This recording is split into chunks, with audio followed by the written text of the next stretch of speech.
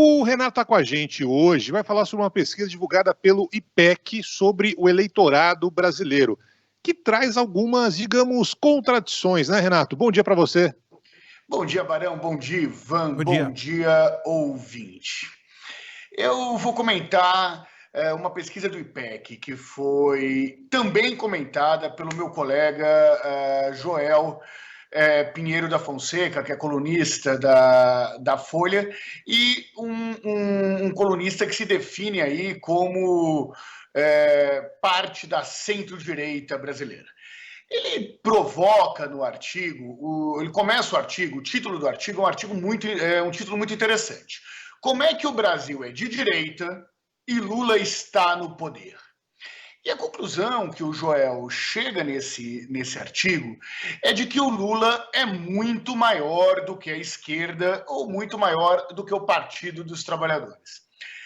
Essa conclusão não é uma grande novidade. Há tempos aqui na coluna nós mostramos que o Brasil é um país mais personalista do que ideológico e tem dois grandes líderes populares expressos na política, que é o ex-presidente Jair Bolsonaro e o atual presidente Luiz Inácio Lula da Silva. Mas, para basear a informação, a premissa do artigo que o Lula, que o Brasil é um país de direita e elegeu o Lula como se o Lula fosse um representante da esquerda, é uma pesquisa do IPEC em que mostra que 18% do eleitorado brasileiro se considera de esquerda, enquanto 41% do eleitorado se considera aí de direita. E vai mais, né? Ele fala que, segundo o IPEC, né, os próprios eleitores do Lula se dividem, né? Segundo o IPEC, 33% dos eleitores do Lula no segundo turno se consideram de esquerda, 29% de centro e 27% de direita. Mas vamos debater o artigo um pouquinho. Primeiro, a premissa do artigo. Né? O brasileiro, e o próprio Joel trata disso no artigo, não sabe direito o que é esquerda ou direita. Né? E acaba se convencionando quem se chama de direita não é uma direita liberal, uma direita que é progressista no ponto de vista dos costumes, e sim uma direita conservadora do ponto de vista de costume.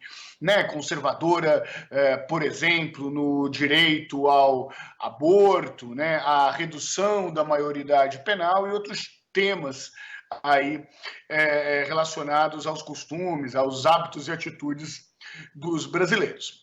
O que a gente sabe também é que esse mesmo brasileiro que se identifica como direita, muitas vezes defende a maior intervenção do Estado na economia, que é uma bandeira do ponto de vista da função do Estado e da gestão da economia mais ligada à esquerda. Ou seja, o Brasil, na visão deste colunista, não do Joel, mas minha, ele é um Brasil em que as ideologias devem ser pensadas com muito cuidado, na medida em que não é a primeira vez que o presidente Lula é eleito. Foi eleito pela terceira vez. A questão é que toda vez que o debate vai para a área da economia, a esquerda tem uma prevalência aí na opinião pública. E toda vez que o debate vai para o debate de costumes, nós temos aí o crescimento da direita no Brasil. Ô, Renato, mas você não acha que isso é um pouco da característica do Brasil, onde, digamos assim, o negócio está tudo meio que misturado, né? Você vê político um dia de um lado digamos, da ideologia partidária, no outro dia do outro, né? O brasileiro em geral também não... Até outro dia, né, esses debates políticos acalorados que a gente está acompanhando nos últimos tempos era algo raríssimo no Brasil, né? Você não via isso.